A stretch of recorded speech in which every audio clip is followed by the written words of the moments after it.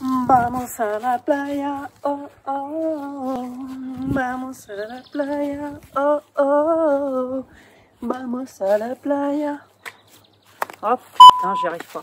Salut les cocos. Bon, je vous rassure, vous n'êtes pas trompé de chaîne, vous êtes bien sur Serfouette et Binette, la chaîne des néo-jardiniers qui veulent faire leur potager à la maison. Alors, si vous demandez ce que je fabrique ou quelle mouche m'a piqué, il ne s'agit pas d'un vulgaire changement de stratégie marketing pour obtenir plus de likes en faisant des vidéos en maillot de bain, ni d'une tentative d'invoquer la pluie en chantant faux, quoique le potager en aurait bien besoin. Non, c'est juste qu'aujourd'hui, je voulais vous parler de la préparation du potager pour les vacances. Parce que s'il y a des petits vénards ici qui auront la chance de partir en vacances, je ne peux pas en conscience vous laisser partir sans préparer un minimum le potager. Non, parce que franchement, on n'a pas fait tous ces efforts depuis des mois pour retrouver le potager à l'agonie après 2 semaines, tout ça pour se la glander sur la plage à siroter des mojitos. Donc, comme je suis sympa, c'est cadeau, je vous ai compilé dans cette vidéo mes 5 astuces secrètes pour retrouver un potager en pleine forme à votre retour. Allez, c'est parti, let's go!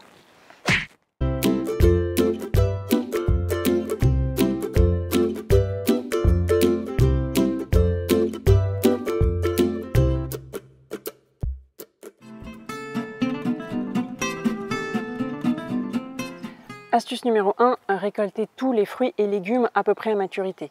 Je vous conseille de ne pas les laisser sur les plants, ils risquent de pourrir sur place pendant votre absence. Par exemple, à moins de vraiment vouloir récolter les graines pour la saison prochaine, il vaut mieux déguster avant de partir des courgettes toutes petites mais tendres que de les laisser et de retrouver des courgeasses énormes remplies de grosses graines et dont le goût aura changé.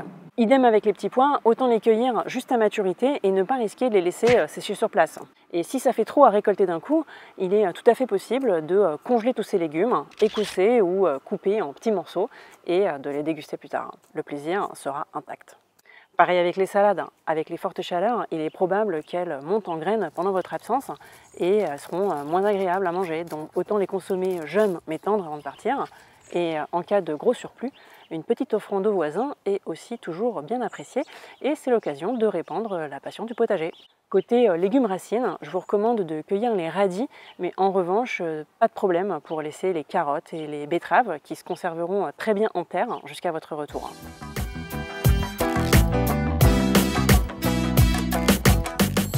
Astuce numéro 2, tailler. Si je vous laisse partir comme ça la fleur au fusil, je vous vois venir. Vous allez me dire au retour, oh de secours, c'est le bordel, le potager, tous les plombs se marchent les uns sur les autres, ça fait des nœuds, je m'en sors pas. Donc, de la même façon que vous allez chez le coiffeur vous faire une petite coupe d'été avant de partir en vacances, eh bien je vous recommande de bien tailler vos plants pour éviter le feuillage trop touffu et pour que le potager puisse respirer et éviter les maladies. Donc on y va, on sort le sécateur, on taille toutes les feuilles abîmées, les feuilles basses qui touchent le sol, les plants envahissants qui débordent sur les voisins et les gourmands avant que ça devienne ingérable. Parce que la gourmandise c'est bien, mais c'est quand même un vilain petit défaut.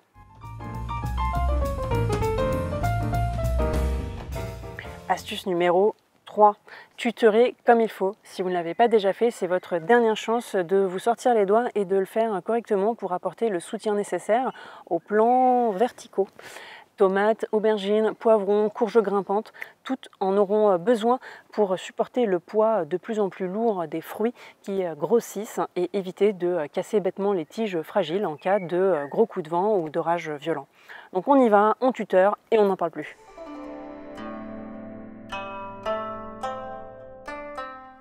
Astuce numéro 4, installer un système d'arrosage automatique. Car attention, grosse coupe, l'été il fait chaud et quand il fait chaud, c'est comme nous, les plantes ont soif. Certains légumes sont même composés d'eau à 95%, donc pas besoin d'avoir fait médecine pour comprendre que pas d'eau, pas de potager. Donc le mieux, c'est de demander à un ami ou à une voisine bienveillante de venir arroser le potager à intervalles réguliers. Mais si vous n'avez pas d'amis et ne pouvez compter que sur vous-même, eh bien pas de panique. Il est tout à fait possible d'installer un système automatique qui fera le taf sans rien attendre en retour, même pas un merci. Perso, j'utilise un programmateur basique relié à un tuyau microporeux qui serpente dans le potager. Je programme un arrosage de 30 minutes tous les 2 jours parce que je sais qu'il va faire chaud et pas de pluie au bulletin météo. Et hop, c'est plié. Pas besoin d'être MacGyver pour installer le machin. Même blonde, j'ai pu y arriver. Je vous avais fait une petite vidéo sur le sujet il y a quelques mois et pour les retardataires, eh bien, dans ma grande générosité, je vous remets le lien dans la description. Si ce système vous paraît néanmoins trop lourd ou que votre potager n'a pas accès à un point d'eau sur lequel brancher un programmateur, il existe d'autres solutions à l'ancienne, un peu moins high-tech, mais qui ont fait leurs preuves à travers les siècles. Les Oya, par exemple, sont des dispositifs en terre cuite utilisés depuis la nuit des temps. Il suffit de remplir et d'enfoncer des Oya dans la terre au pied des plants et de laisser l'eau diffuser par capillarité à travers la terre cuite ou l'argile. Et en fonction de la taille de l'Oya, la réserve d'eau est plus ou moins conséquente, mais il faut savoir que plus les Oyas sont gros et plus ils sont chers, et cette solution n'est pas forcément moins onéreuse que le programmateur.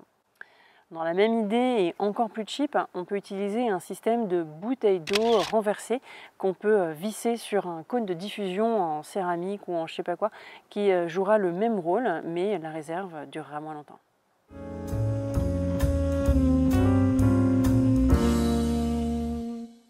Cinquième et dernière astuce, pailler. L'arrosage automatique, c'est franchement le meilleur conseil que je peux vous donner. Le conseil number one. Et le deuxième meilleur, comme disent les enfants, c'est le paillage. Le paillage, c'est la couverture de survie du potager.